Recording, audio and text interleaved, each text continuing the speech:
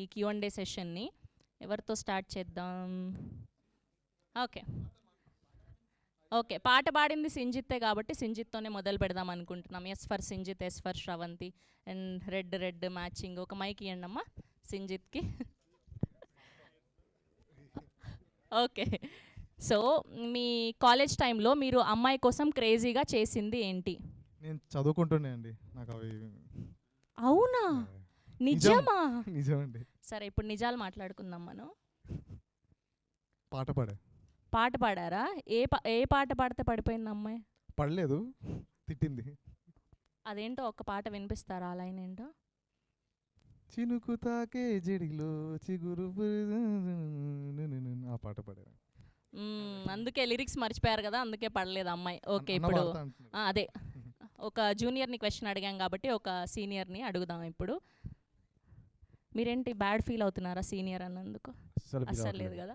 Okay okay, so మీరు మీ college లైఫ్లో ఉన్నప్పుడు, కాలేజ్లో ఉన్నప్పుడు సో అమ్మాయి కోసం క్రేజీగా ఏదైనా చేసి దొరికిపోయిన సందర్భాలు ఉన్నాయా?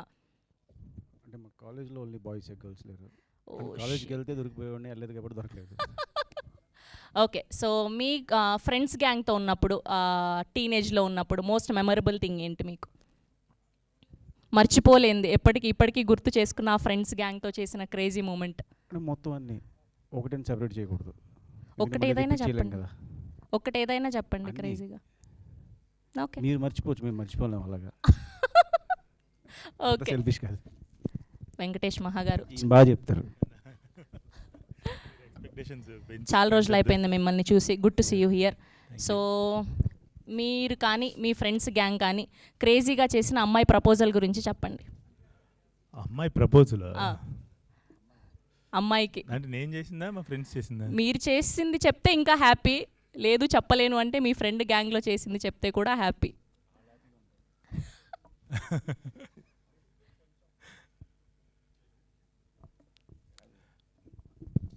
ఏం చెప్తే ఈయన ఇంట్లో హ్యాపీగా ఉంటాడు, వెళ్ళిన తర్వాత ఆయన బిల్డ్ చేసుకుంటున్నారు అనమాట, వాళ్ళ ఇంట్లో హ్యాపీగా ఉంటారు, ఫామ్ చేసుకుంటున్నారు దొరకకుండా ఎలా చెప్పాలి అని. అందుకే గ్యాప్ ఇచ్చాను, పర్లేదు ఆలోచించుకొని చెప్తారని.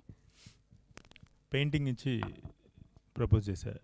పెయింటింగ్ ఇచ్చి ప్రపోజ్ చేశారా? పడిందా అమ్మాయి? నో చెప్పారు. ఇంతకీ ఆ పెయింటింగ్లో కింగ్ సినిమాలో లాగా ఏదైనా చేసి ఇచ్చారా? అలాంటిది ఏం లేదు, బాగానే గీసాం. కానీ అంతకుముందు ఎప్పుడో ఒకసారి చిన్నప్పుడు అయ్యప్ప స్వామి గుడిలో మెట్ల మీద కూర్చుని ప్రపోజ్ చేశాను. అంటే ఇంకెక్కడ కలవాలో తెలియక ఆ గుడి అప్పుడే ఓపెన్ అయింది, ఎక్కువ మంది భక్తులు వెళ్ళట్లేదు, మూసేసి ఉందని చెప్పి అక్కడ కూర్చున్నాం అనమాట. ఎక్కువ మంది జనాలు ప్లాన్ చేసావు మైక్, కానీ వర్కౌట్ అవ్వలేదు. అదేలేండి, అలాంటి కొన్ని జరిగినాయి. ఓకే, ఇప్పుడు సాయి మార్తాండ్ గారు నన్ను స్కిప్ చేసేస్తే బాగుండని ఫీల్ అవుతున్నారు, కానీ ఇవాళ star of the event me little hearts team కాబట్టి తప్పదు. సో అమ్మాయి వల్ల లైఫ్ చేంజింగ్ అయిన మూమెంట్ ఏంటి?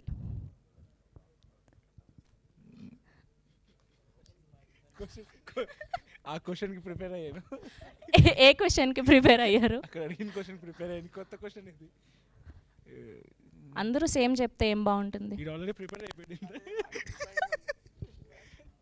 అమ్మాయి వల్ల లైఫ్ చేంజింగ్ మూమెంట్ ఏంటి మీ స్కూల్లో కానీ కాలేజ్లో కానీ లేదా ప్రెజెంట్ కానీ? లిటిల్ హార్ట్స్ రిలీజ్ అయ్యాక ఏవైనా క్రేజీ ప్రపోజల్స్? లేదు, ఒక లైఫ్ చేంజింగ్ అనను కానీ ఒక డిప్రెసింగ్ మూమెంట్ ఏంటంటే, మనకి ల్యాబ్ ఎగ్జామ్స్ ఉంటాయి కదా, అది కాపీ కొడుతూ నేను ఒక అమ్మాయి దొరికిపోయాం బీటెక్లో, జావా ఎగ్జామ్ దొరికిపోయిన తర్వాత ఆమె ఏడటం స్టార్ట్ చేసింది. మ్యామ్ తిడుతుంది, వీటిలాగా నువ్వు కూడా ఏంటి, వీడికంటే బుద్ధి లేదు అని తిడుతుంది. ఆవిడ ఏడ్చింది. ఏడిస్తే మ్యామ్ అడిగింది, ఎందుకు ఏడుస్తున్నావు అంటే, వీటితో పోల్చినందుకు ఏడుస్తున్నాను అంది. అది కొంచెం అయ్యయ్యో ఎంత పెద్ద మాట సార్ ఇది అసలు. అదొకటి. ఓకే, సో దానివల్ల మీ లైఫ్ చేంజింగ్ మూమెంట్, అందుకే మీరు డైరెక్టర్ అయ్యారా? అట్లేం లేదు, ఆమెకేం ప్రూవ్ చేయాలని కాదు కానీ డిప్రెసింగ్ మూమెంట్ అది. Okay, next.